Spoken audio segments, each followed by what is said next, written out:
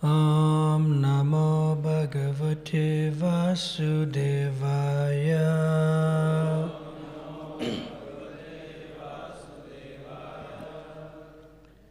They do translation in Hindi? Where?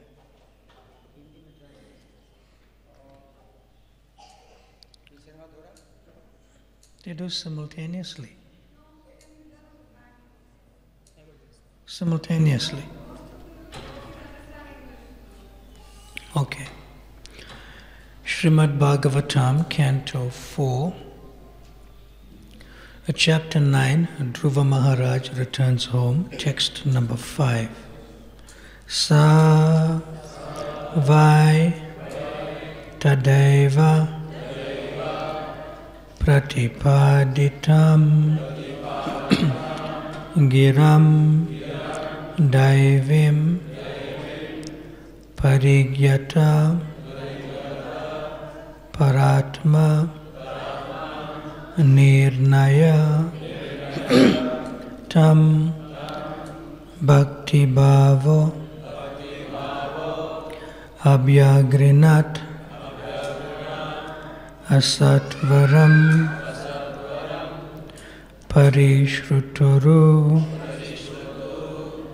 shravasam dhruva shithe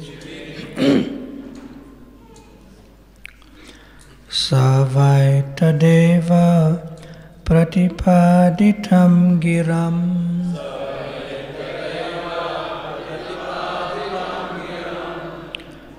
daivim parigyata paratma nirnaya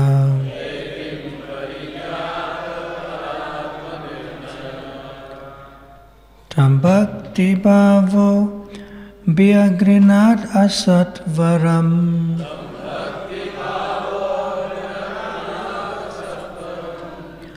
Parishrutoru Shravasam Dhruvashete.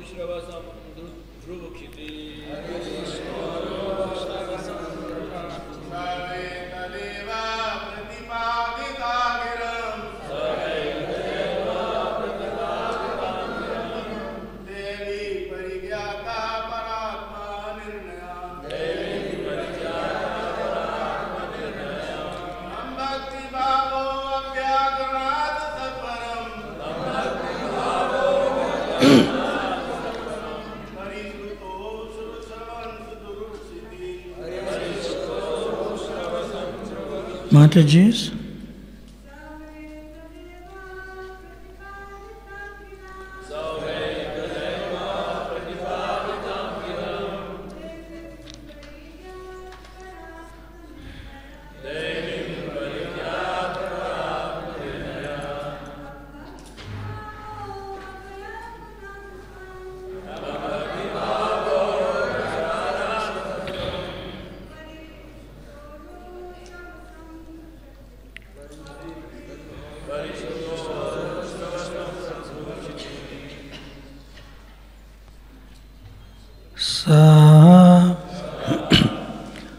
Dhruva Maharaj.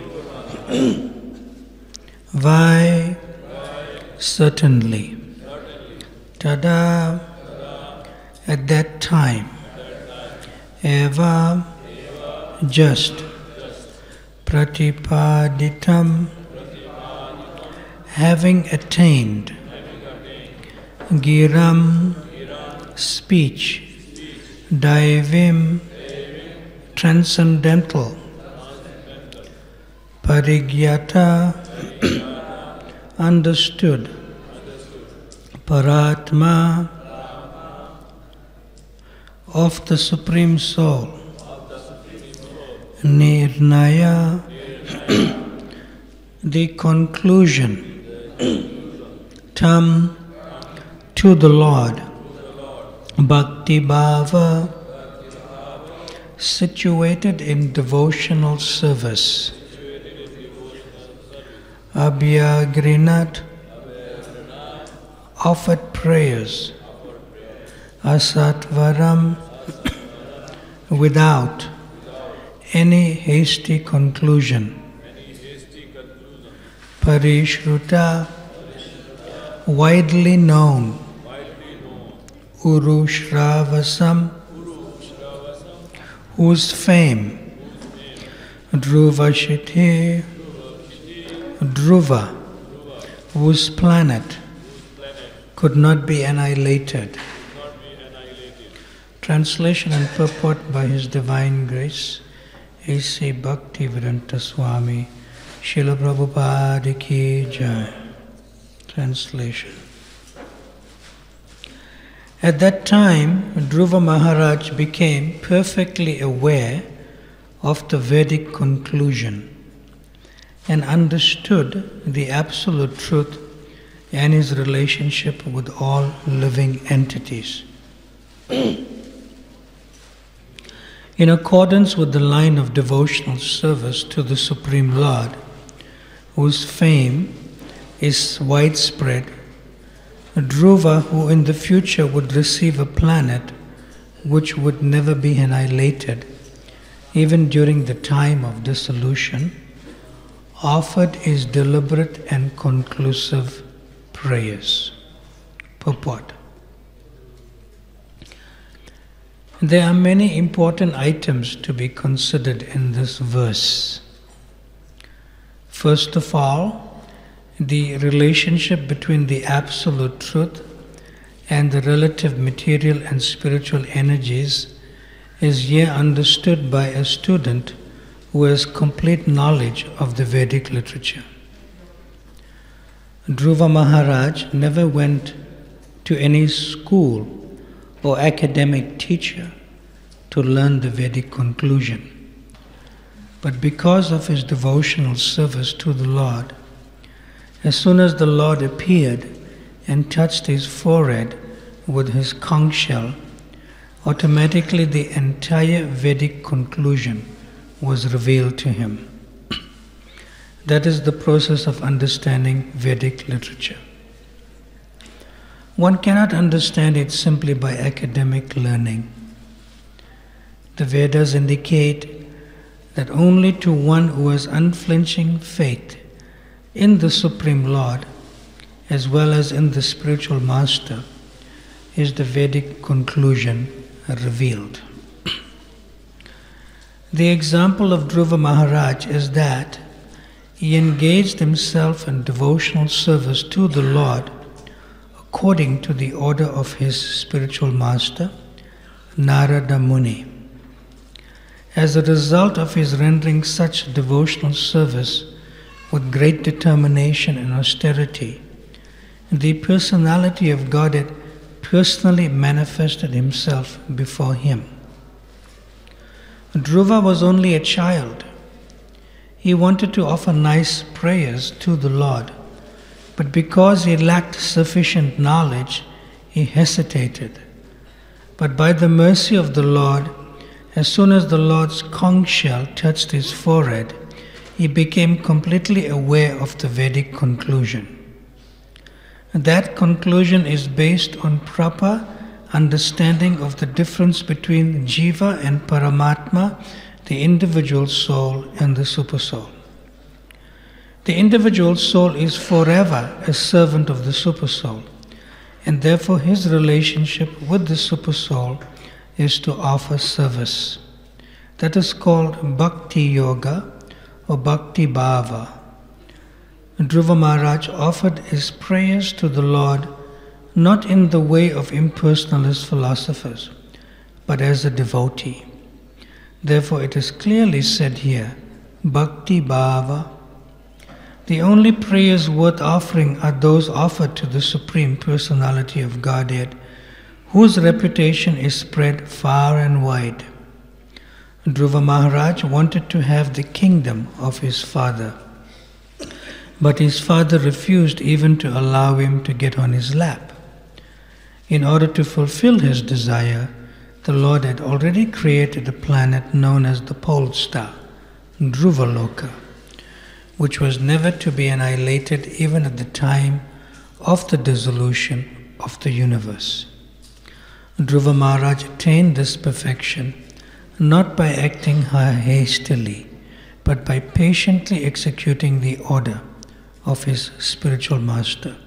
And therefore he became so successful that he saw the Lord face to face. Now he was further enabled by the causeless mercy of the Lord to offer fitting prayers to the Lord. To glorify or offer prayers unto the Supreme, one needs the Lord's mercy. One cannot write to glorify the Lord unless one is endowed with His causeless mercy. Om Jnana Atimirandasya Jnananjana Shalakaya Chakshurun Militam Yena Tasmai Shri Guruve Namaha Shri Chaitanya Mano Bistam Stapitam Jena Bhutale Swayam Rupa Kadamayam Tadati Swapadantikam Vancha Kalpa Tarubhyascha Kripa Sindhubhya Evacha Patitanam Pavanabhyo Vaishnavabhyo Namo Namaha Jaya Shri Krishna Chaitanya Prabhu Nityananda Shri Advaita Gadadhar Shrivasadi Gaura Bhakta Vranda Hare Krishna Krishna Krishna Hare Hare Hare Rama Rama Rama Hare Hare.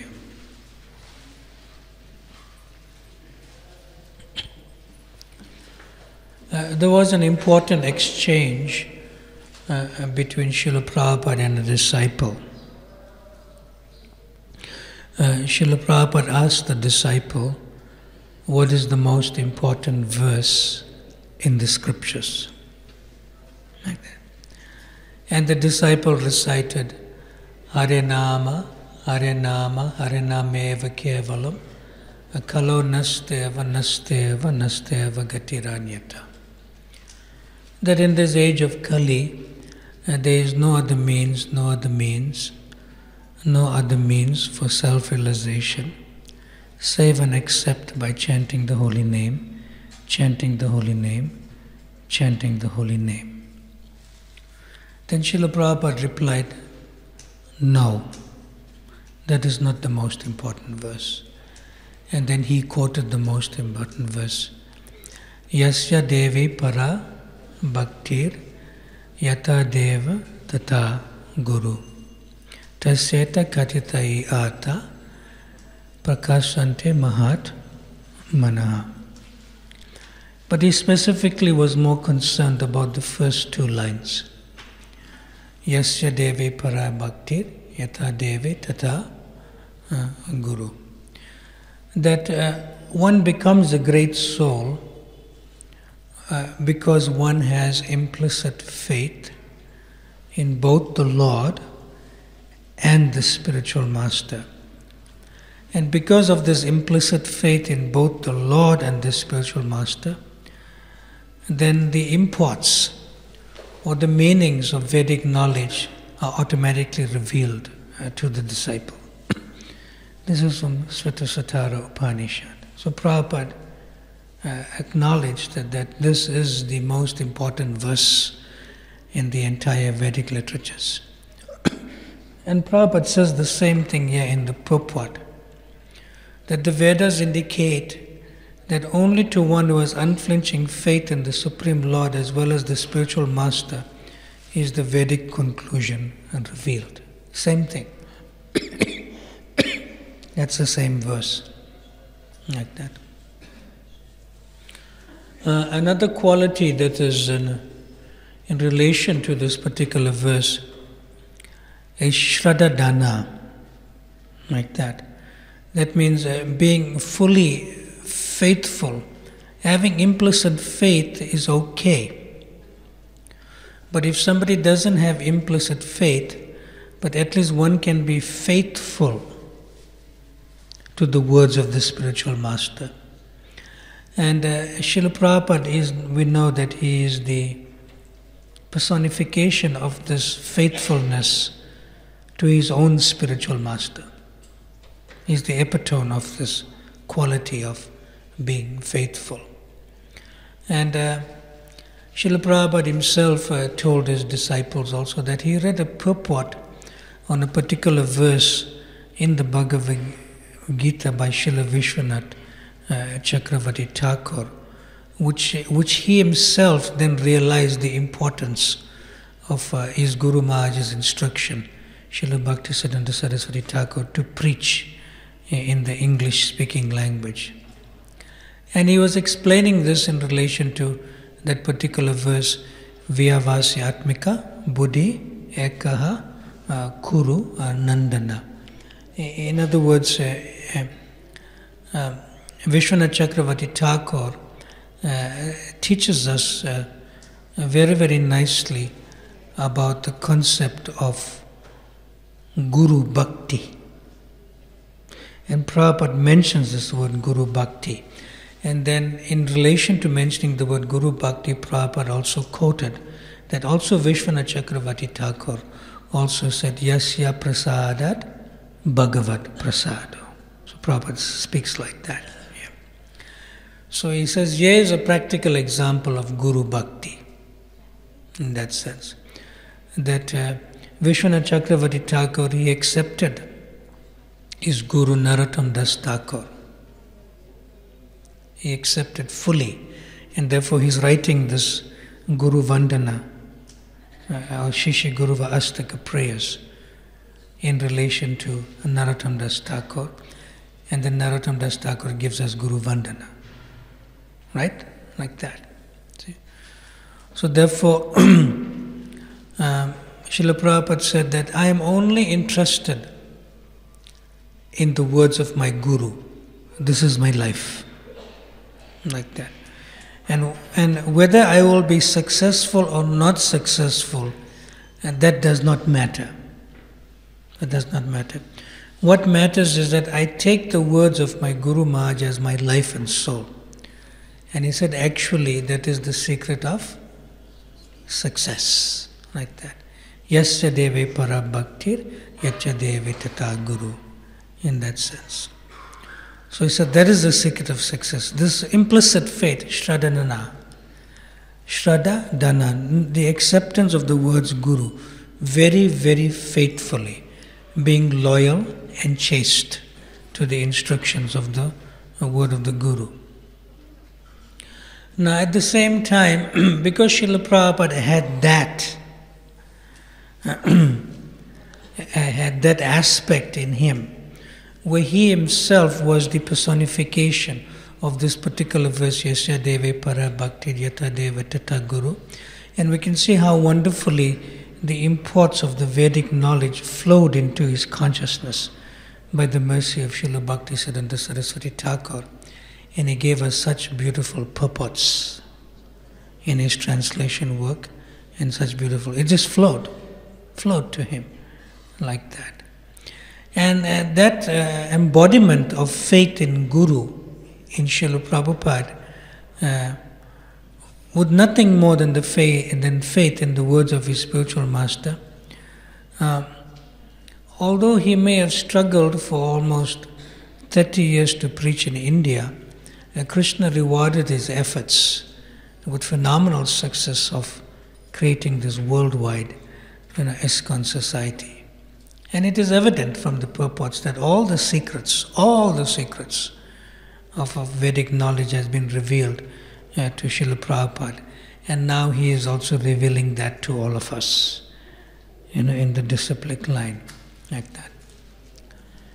And Prabhupada says in another particular lecture, especially when he was in Vrindavan Dham, that he said practically we can see in our Krishna consciousness movement, and he was addressing the Western-bodied disciples while he was speaking. He said, all you young Westerners, you never studied Vedanta. You never studied Vedanta. Like that. But you can surprise any so-called Vedantist how to understand Krishna. You can surprise them. Like that. And he said, how is that? How is that possible? Simply because you have Guru Bhakti. You have faith in the words of the Guru. Of course, Prabhupada is speaking like that, but is referring to himself. Simply because you have faith in the words of the Guru, and simply that you got to know Krishna, and simply by chanting Hare Krishna, that you have come to this point. That you can surprise any Vedantas in India. Just being a few years with me, just being a few months with me, just being a few weeks with me. Simply because they have faith in that. And then Prabhupada quoted Guru Krishna Prasad Paya Bhakti Lata Beach. Just that, because of the mercy of Guru, you are able to do this. Then you get the seedling of the Bhakti Lata or the Kripa of devotional service, like that. So Srila Prabhupada himself speaks about himself in another way about this whole aspect also. Yeah, in the purport we see that Dhruva Maharaj was devoid of royalty. In other words, because of the insult that he received from his stepmother, not to sit on the lap of his father, like that. He became devoid of royalty, and he listened to his mother to go to the forest, and furthermore listened to his guru, Narada Muni, go to the forest. In other words, he left everything that was enjoyable in the material world. Royalty, royal life, king, in a king's palace and so forth, like that. So in the same way, he was rewarded. He was rewarded a planet that is far more in opulence, that can be dreamed of only by, of living the royal, far more in Dhruvaloka, like that. So Srila Prabhupada himself, in a similar way, but not entirely, like that, Srila Prabhupada, he said that there was an astrologer that predicted that he may become one of the richest men in India, like that. And to that degree, Srila Prabhupada had a very successful pharmaceutical business, selling medicines, like that. And he expanded very fast, and he was getting wealthy. But then subsequently, his middle managers cheated him. Like that. So then he said, Srila Prabhupada said that Krishna tested me by taking away my business. Then Krishna further tested me by taking away my family members. Because, his wife had to choose tea or me. So she chose tea and didn't choose Srila Prabhupada. So he left. Took the Vanaprastha stage, came to Vrindavan, like that, and then later on took sannyas, like that. And then he said, Krishna tested me so extremely that he took away everything business, family, friends, like took away everything, and Krishna only left me with himself. I only had Krishna. Like that. And that's a great boon. Like that. That's a great boon. Like that. And then he said later on, when I went to the West to preach, Krishna tested me again. How? By giving me everything. Like that.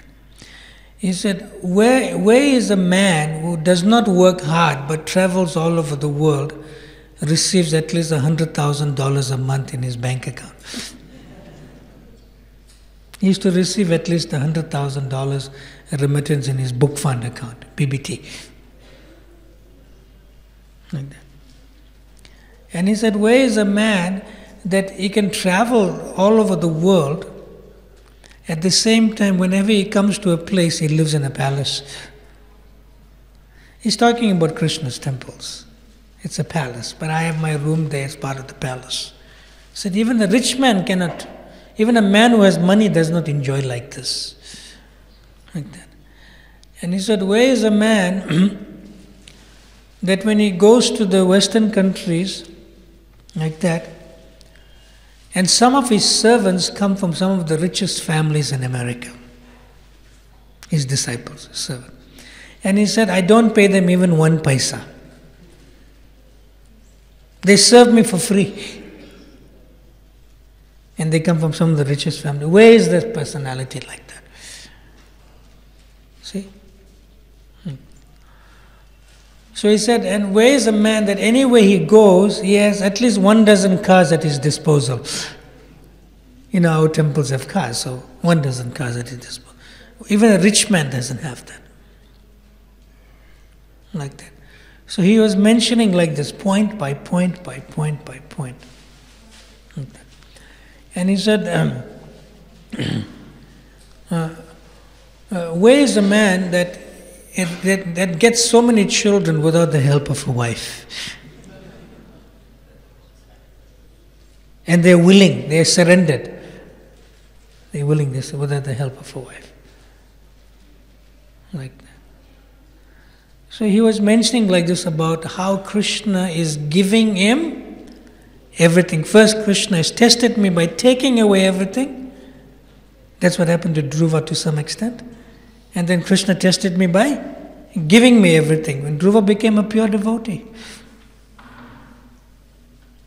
And he had living in a planet that's not even going to be annihilated during the time of devastation. No, it's not going to be even destroyed. Such opulence is there. Prabhupada said the same thing, like that, of himself, like that. And then one disciple asked Srila Prabhupada, how is it that first Krishna tested you by taking away everything, and now Krishna is testing you, you're saying, by giving you everything. And he's giving you more and more and more. In the form of followers, in the form of temples, in the form of money, in the form of facility. He's giving you more and more and more. How is it? Why is Krishna doing that to you? Like that. Then Srila Prabhupada said, because I never spent even a farthing for my sense gratification. Farthing means something is little, less than a paisa. I never spent even a farthing for my own sense gratification. And then he said, everything for Krishna and nothing for myself. That is why Krishna is giving more and more facility. So this is the principle. The principle is that if you give everything to Krishna and nothing for yourself, and don't misspend even a farthing, even in the service of the Lord sends all opulence, all facility to the devotee. This is a principle to follow. And the practicality is Srila Prabhupada. Like that. So here again,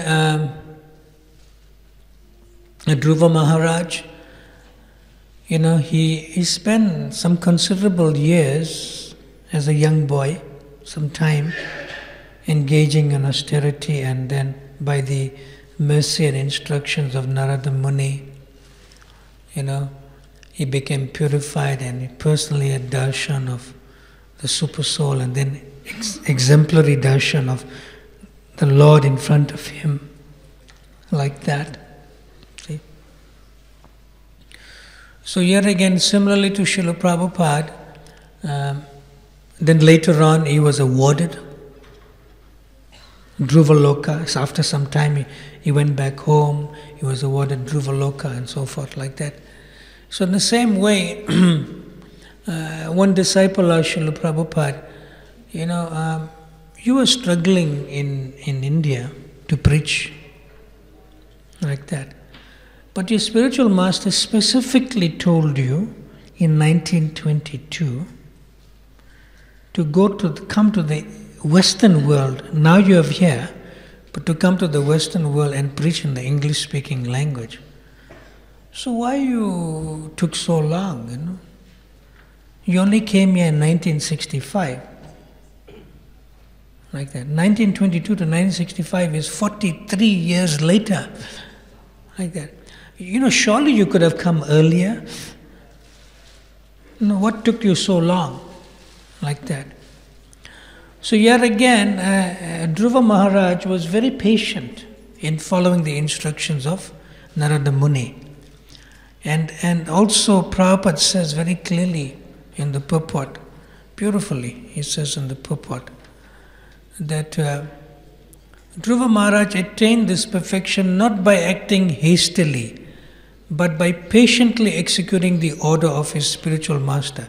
And therefore he became so successful that he saw the Lord face to face. Patiently executing the order. So in the same way, some parallel is there with Srila Prabhupada. And Prabhupada replied to the disciple when he asked the question, what took you so long? 43 years, from 1922 to 1965. Then you came to the West. But why it took you so long? Like that. Then Srila Prabhupada says in the purport to some extent, in Nectar of Instruction, using those words, Utsahan, Nishchayad, Dharyat, that because I was enthusiastic, at the same time I was confident, but similarly I was Dharyat, patient. I was patient in that sense. And then he said a very important thing. He said that may be there, although I was Utsaha, Nishchaya, Dharyat, enthusiastic still to continue, confident in the spiritual master's instruction, full faith, and at the same time I was patient that this will happen and reveal to me sometime in the future, like that. But Srila Prabhupada himself said something important, like that. He said the spiritual master's instruction may be suspended, but never ever neglected. He suspended it for a while, but he never neglected it. He eventually executed it by the higher arrangement of the Lord timelessly. He eventually executed it like that. So whatever didn't take him, and he was unsuccessful for 43 years in India. He tried in Jhansi, we know, League of Devotees and so forth. He begged aristocratic Brahmana families, please give me one son. You have 5 sons, give me one son. He begged people in India, literally. He wasn't helped on all fronts, including no help from his god brothers and the Gaudiya Mata, like that. But what he could not execute in 43 years in India, at the same time feeling that he suspended the instruction but never ever neglected it, like that. He executed in a short expanse of 1966 to 1977, in 11 years, all over the world, like that. So that's an important lesson for us also, that the spiritual master's instruction may be suspended, but never ever neglected. It has to be executed eventually. It has to be executed eventually. So sometime to execute an instruction may not be the right time, according to Desha Kala Patra, time, circumstance and country or place, like that. So therefore the time will come, but still that instruction should be in the consciousness of the disciple, in the consciousness of the disciple, not forgotten, not neglected, but executed later on, although temporarily suspended, like that. So Srila Prabhupada was in a very beautiful place at one time, in New Mayapur in France. It was a very thriving community and so forth. So there he's sitting behind his desk with a large painting of Srila Bhaktisiddhanta Saraswati Thakur behind him on the wall, like that, beneath the large painting. Srila Prabhupada relaxed, and then he voiced his satisfaction with the efforts of his disciples in nicely serving him, like that. And again he quoted the same verse, Yasa deve para bhakti yata deva tata guru. He said, this desire to serve my guru is my only qualification, like that. He said, in spiritual life, this is the secret of success, like that. And he said, because my God brothers in the Gaudiya Math did not follow this most important instruction in this most important verse, like that.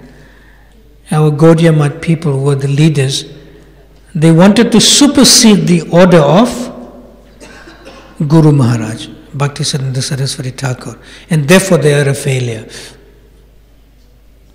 They wanted to become better than their Guru, like that. But Prabhupada said he strictly followed the order, and then later on, by following the order, in ISKCON, he formed the governing body commission, which they failed to do.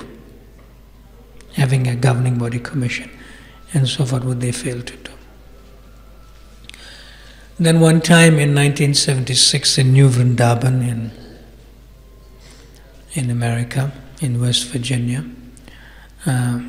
Kirtananda Swami Maharaj at that time, out of affection and out of gratitude to Srila Prabhupada, he said, Srila Prabhupada, we'd like to install your murti, a form of you, in our temple here.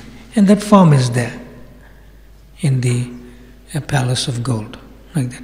We'd like to install your murti. Srila Prabhupada humbly responded again, same verse, Yasya deva para bhakti yatya deva tata guru. He didn't speak about the murti.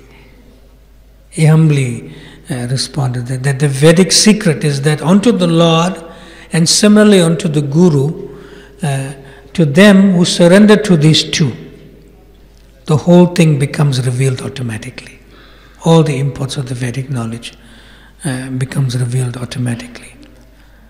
He said Vedic knowledge, as he says in the purport, is not grasped by scholarship or mundane scholarship, has nothing to do with it, or academic learning. Even Vedic knowledge has nothing to do with being a Sanskrit scholar. You may know Sanskrit backwards, forwards, but you may not know the import. You may not know the actual meaning of the verses. You may be good at the language of Sanskrit, and people are good at languages anyway, even non-devotees, but you may be good at it, but it simply makes you a mundane scholar, like that.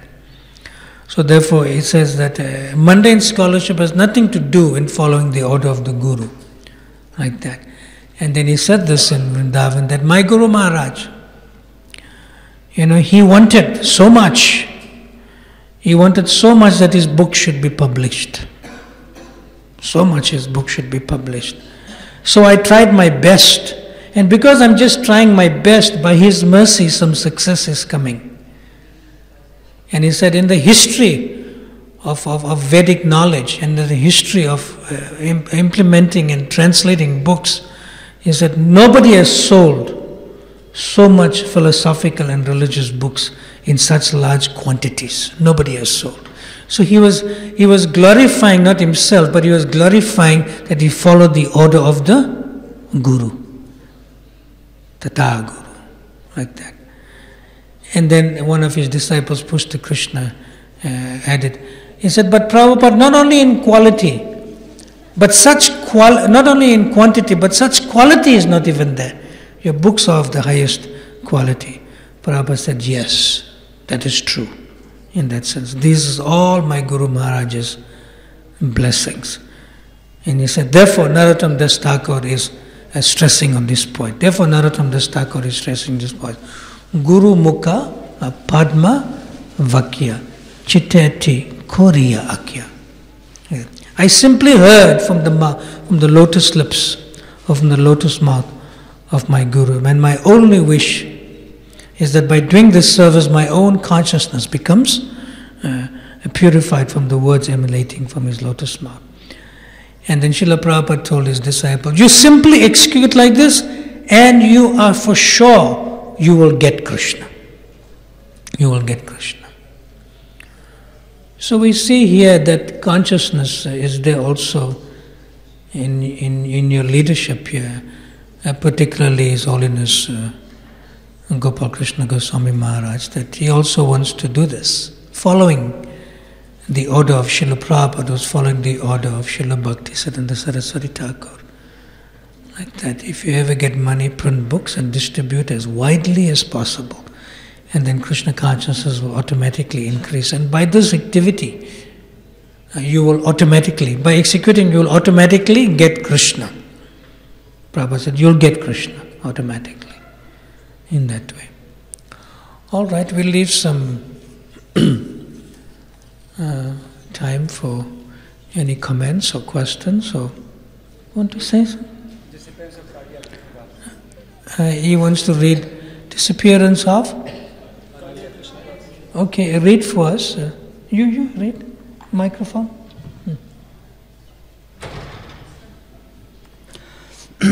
One will surely attain Sri Chaitanya and Sri Nityananda simply by remembering Kaliya Krishnadas. This is from Chaitanya Bhagavat.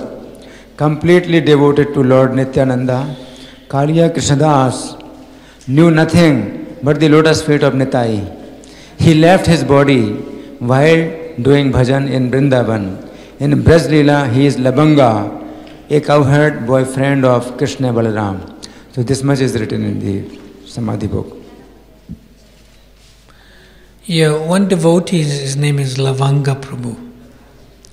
So I thought that is like in relation to a gopi, because there's also Lavanga Manjari, like that.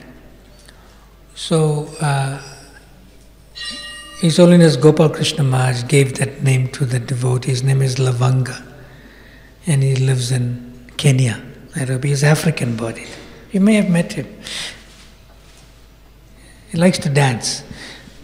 Yeah. So when I asked him, what is the meaning of Lavanga? So I thought it was Lavanga Manjari, like that. He said, no, he's a coward boy. So Maharaj knew, he gave the name of a coward boy to a male-bodied devotee. So same personality. Same Kalaya Krishna is Lavanga. Gopa. Coward boy. Nice. Okay, you have any comments or questions? Okay. Thank you very much, Maharaj, for such a wonderful class, and you enlightened us about Srila Prabhupada, so many pastimes also. The question is, when we see our parampara, so of course Srila Prabhupada took initiation, Diksha initiation from Bhakti Siddhanta Maharaj, but and Bhakti Siddhanta Maharaj took initiation from Gaur Kishore Das Babaji. But then Gaur Kishore Das Babaji Maharaj didn't take Diksha from Bhaktivinoda Thakur or Bhaktivinoda Thakur from Jagannath Das Babaji. So there is this disruption. There is a Parampara. I mean, is Shiksha Guru or the Diksha Guru? Who is more important? We just did the whole course for like 8 days in Punjabi Bhagavad, 230 devotees. It's called the ISKCON Disciples Course. I did a course there for 8 days. I mean, weekends more and then in the evenings, like that. In ISKCON,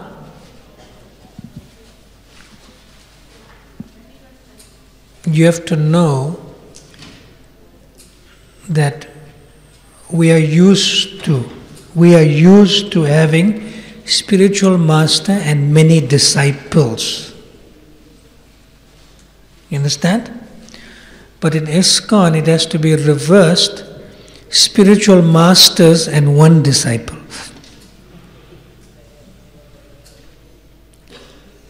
The more gurus lotus feet you have on your head, the more safe and sheltered you are. Yes or no? Yeah. So in ISKCON, our Guru Padashraya is in plural. It comes from 3 sources.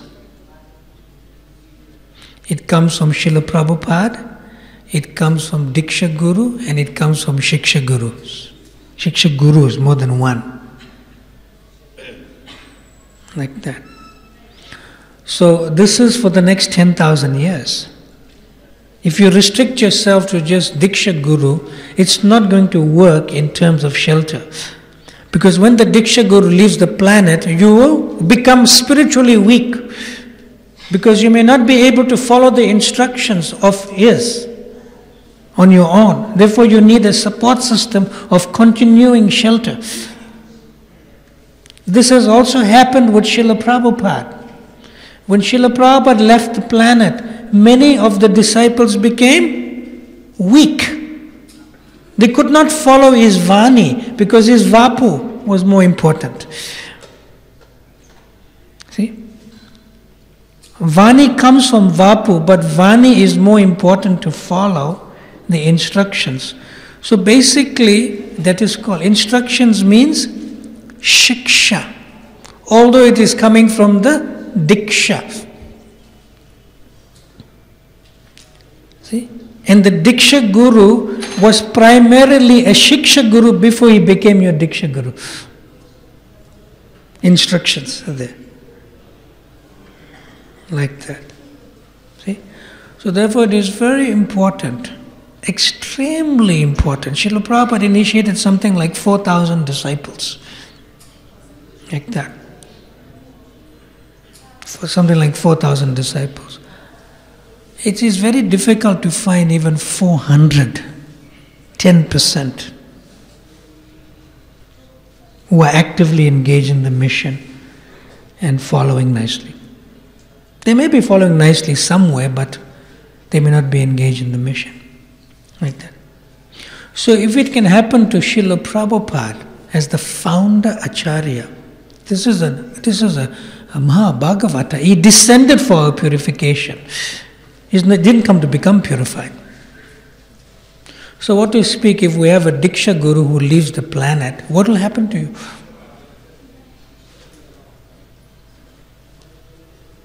There will be chaos. Like there was in ISKCON when Prabhupada left. But still ISKCON is still together and it's expanding to some extent by the mercy of the Guru Parampara. Why? Because Srila Prabhupada made statements like in the preface to Nectar of Instruction, he said, this movement is personally supervised by Srila Rupa Goswami. That's a big thing. Like that. And then in the Chaitanya Charitamrita, Srila Prabhupada says, the ISKCON or the Hare Krishna movement is an incarnation of Chaitanya Mahaprabhu himself. It is personally looked after, personally protected by Sri Chaitanya Mahaprabhu. So he was plugged in. Prabhupada was completely tuned in to the shelter and mercy of the Guru Parampara. That's how this movement is going on. by his potency of that surrender to the disciplic succession. Like that. So therefore it is most important that in the presence of your living Diksha Guru, you also must have Shiksha Gurus, more than one. In the presence of your living Diksha Guru, you must have Shiksha Guru. You can take shelter of your God brothers, Prabhupada used to say, when he was the only Diksha Guru. You can take shelter of your God sisters. You can take shelter of other devotees who are senior, sannyasis and people in responsible positions like GBC members and so forth. But it is important.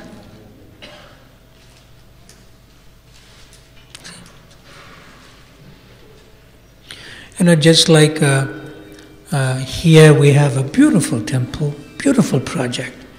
It's doing wonders for the preaching. So many school children come. So much youth preaching is there. And our dioramas are there, in the Vedic Expo. People are becoming exposed to Krishna consciousness in such a massive way in this project. Like that. Major influential people come to this temple and are being influenced, from politicians to industrialists, they're being influenced like that. See? But it is a fact that your spiritual head and your main inspiration is Holiness Gopal Krishna Goswami may leave the planet one day. You want this thing to burn down? You understand the point? So therefore there has to be shelter, continuing shelter. In his presence there has to be continuing shelter.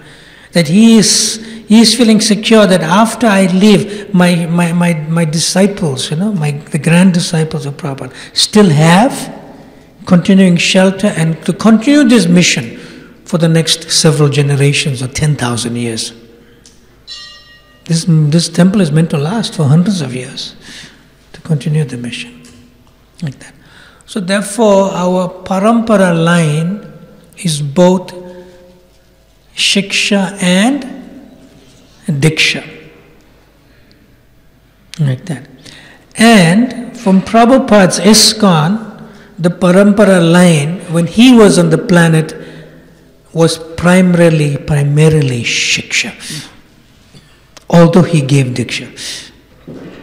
Like that. Prabhupada initiated something like 4,000 disciples, recorded names, plus minus 4,000. Some people say 3,800 or something, like that. But Prabhupada only had connection, tangible connection, and he gave training for something like 400 of the 10% of those disciples.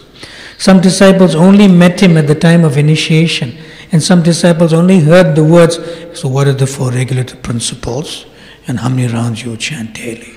They only heard that from Prabhupada. Like that. Some disciples were initiated by letter. Like that. So although Prabhupada was the principal Diksha Guru, he also remains the principal foundational Shiksha Guru for all generations to come in the next 10,000 years. Like that. So how did he manage the society? By giving his association, although he's Diksha Guru. He had Shiksha Gurus. And in those days, in Prabhupada's time, when you want to be a devotee, you have to move into the temple. There was no such thing as congregation. No congregation. Move into the temple. And his primary Shiksha Gurus during his time was the temple president, the traveling sannyasis, and the GBC members. Like that. And it was such a nice system that they wouldn't even dare to go to Prabhupada without checking with the authority, Shiksha Guru. And although everyone was very young at that time also, but still Prabhupada implemented that Shiksha system, even within the ISKCON movement. Like that. See? So now in the late 80s, we have congregation members who are being initiated. How much more that's needed for a Shiksha system. Sometimes you get a congregation devotee who's staying at home, he's not chanting his round for 6 months, nobody knows. Somebody's breaking the principles for 2 years, nobody knows. So how much more you need a Shiksha system, although there may be a Diksha. Like that. Having a mentor or having a counselor is not good enough. The same faith you have in the Diksha, you have to have in the Shiksha. It's on the equal level. It's an equal level. This movement is meant to last only through purity is the force. Only through purity is the force. This movement is meant to go for the next 10,000 years. And that's going to happen. And those who are not pure, but are in the Shiksha, Diksha line are easily exposed. So the purity is maintained. Like that.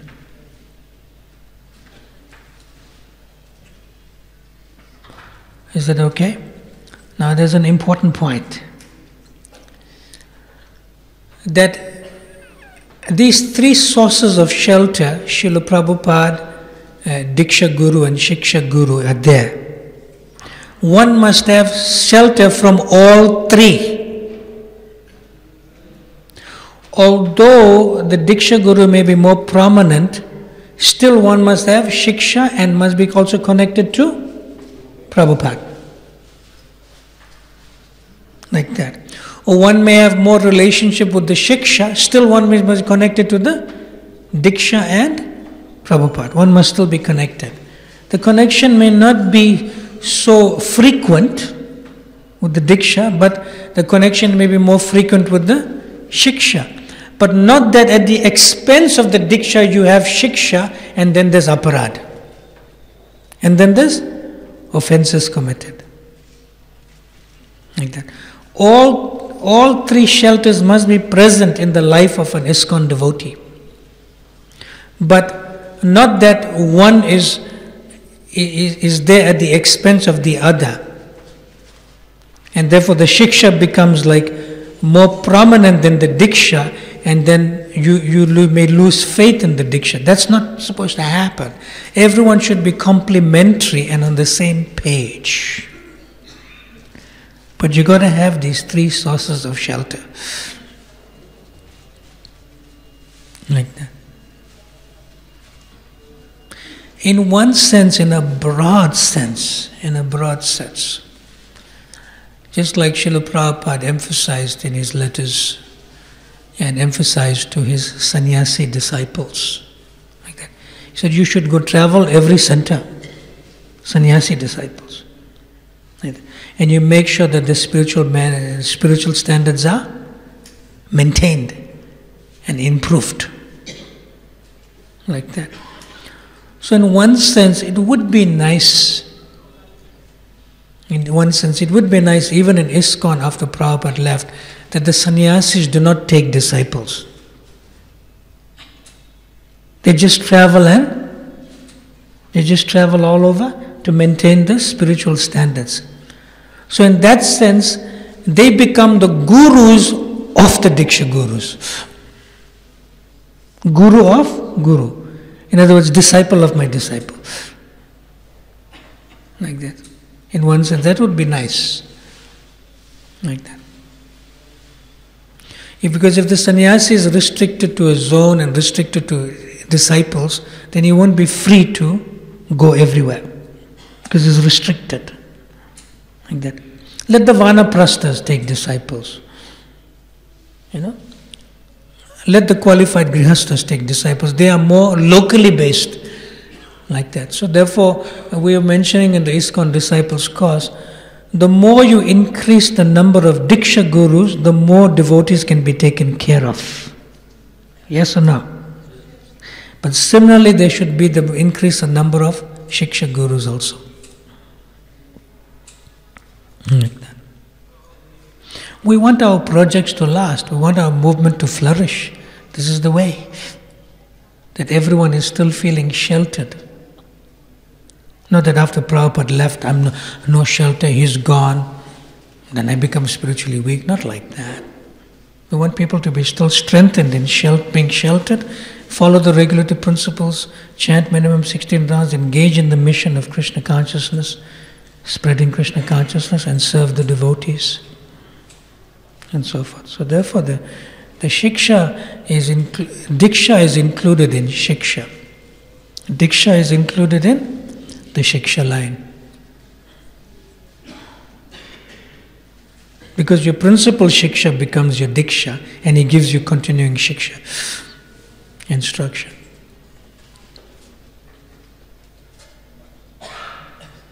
We did this course in Punjabi Bagh. We may do it next year here. There was a lot of new things for them. New things, within ISKCON. Like there's new ISKCON laws, there's new concepts of, how to connect to Srila Prabhupada. Is the supreme shelter for everyone for next 10,000 years. It's principal Shiksha Guru. There may be Diksha Guru and other Shiksha Gurus, but you have to come to the point of going through Prabhupada in the disciplic succession. That reflection and that consciousness has to be there.